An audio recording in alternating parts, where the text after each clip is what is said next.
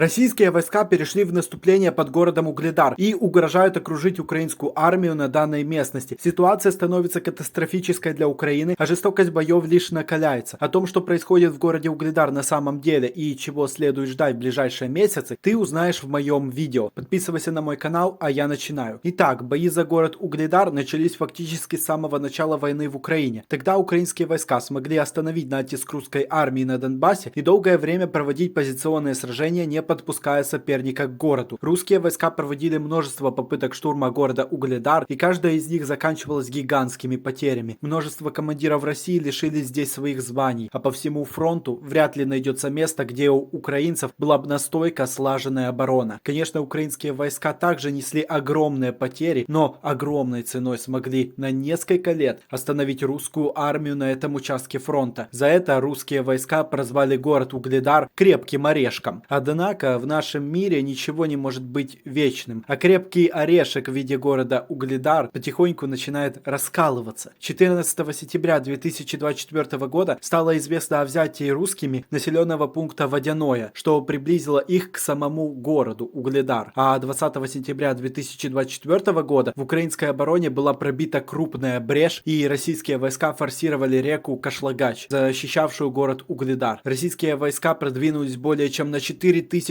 метров на север, заняв территорию площадью 22 квадратных километра, включая обе линии траншей к северу от населенного пункта Пречистовка. Данное наступление не было внезапным для украинцев, так как они знали, что в России еще летом приняли решение о переброске всех резервов российской армии на Покровское направление, а также на Угледарское направление, с целью обвалить фронт на Донбассе и вынудить Украину отвести войска из Курской области под угрозой окружения группировок украинских войск на 3 направлениях. Под городом Угледар русскими планировалось начать операции по охвату украинских войск, что заставило бы Украину реагировать и перебросить резервы или потерять весь Донбасс уже этой осенью. Но, как мы видим, эта информация не помогла остановить продвижение России, которое было массовым. Украинские войска под городом Угледар спустя несколько лет боев уже истощены, и им куда сложнее удерживать фронт. Вследствие этого до второй ключевой точки украинской обороны в виде населенного пункта Новоукраинка русским войскам осталось пройти всего 2600 метров. 16 сентября 2024 года на Угледарском направлении российскими войсками была занята шахта Южно-Донбасская номер 3. Россия пытается таким образом перерезать дорогу из населенного пункта Богоявленка на Угледар, вследствие чего город Угледар может оказаться в оперативном окружении, потому что за шахтой до единственной дороги из города Угледар практически голые поля. Но падение шахты автоматически не означает и падение Угледара, так как расстояние оттуда до города составляет несколько километров. Русские его могут проходить достаточно долго, особенно если учитывать неповоротливость русской армии. Но это в любом случае довольно опасно для украинцев, оборона которых уже не настолько крепкая, как раньше. О тяжелой ситуации под городом Угледар сообщала и британская разведка, которая заявила о том, что российская армия добилась тактических успехов в прошлом месяце в боях под городом Угледар. Британцы предполагают, что эта тенденция сохранится и в следующем месяце, и вооруженные силы России могут начать штурм города. На Угледарском направлении все сжимается в тиски вокруг Угледарского гарнизона, о чем говорят даже украинские военные. В результате мощных двухдневных атак российские части смогли расширить плацдарм на северном берегу реки Кашлагач, о котором я говорил ранее. Таким образом, самый удобный рубеж обороны украинских сил здесь прорван. Боец Айдара Станислав Бунятов подтверждает, что войска России перешли реку Кашлагач к западу от Угледара, и что это грозит окружением города. Вот его прямая цитата. Это означает, что скоро город возьмут в клещи. Перспективы удерживать позиции в таких условиях не очень обнадеживающие, особенно если учесть попытки врага развивать успех в направлении дороги Богоявленка-Угледар, написал он. По его мнению, однажды украинцам придется либо выйти из города, либо остаться в окружении. Ситуация в городе Угледар в целом находится в подвешенном состоянии, и вполне возможно, что крепкий орешек будет расколот окончательно. Безусловно, Россия создала неудобную ситуацию для украинских войск, однако ситуация не настолько критичная, чтобы бить окончательную тревогу, ибо вести бои на этом участке фронта украинцы могут несколько месяцев, да и скоро начнутся похолодания и наступление зимы, что значительно замедлит продвижение русской армии. Оборону в городе Угледар можно вести и без огромного снабжения, а городские бои могут ослабить наступательную мощь России. России. Главная беда, которая может произойти с Украиной после отступления с города Угледар, кроется в потере одного из важнейших укрепрайонов Донбасса, где велась стойкая оборона. Разрушение этой обороны позволит русским войскам быстрее наступать на юге Украины, и они могут создать угрозу окружения украинских войск в Запорожской области, потому что Запорожская область Украины — это местность, которая слабо укреплена в тылу и находится посреди степи, в которой русские могут получить преимущество. В степи отлично работают артиллерия и авиация, а также хорошо ездят танки. Во всех этих технологиях Россия имеет преимущество над Украиной, а потому и угроза потери города Угледар становится серьезной для украинской власти. К единственной дороге в этот город у русской армии осталось пройти 4 километра, чтобы окончательно ее перерезать. А нехватка мин и боеприпасов со стороны Украины усложняет оборону города. Также день назад командира 72-й отдельной механизированной бригады имени Черных Запорожцев, которая держит оборону в Донецкой области вблизи Угледара, Ивана Винника, уволили с должности. Это тоже может снизить боеспособность подразделения, так как неизвестно ничего о человеке, который будет новым командиром. Также проблема Угледара в том, что он давно особо не прикрыт населенными пунктами, а сам по себе является высотой, что в некоторой степени усложнит оборону, если русские возьмут город в оперативное окружение. Как считаешь лично ты, что будет с городом Угледар в ближайшее время? Насколько долго он продержится? Напиши свое мнение в комментариях. Спасибо, что досмотрел до конца, и до новых встреч!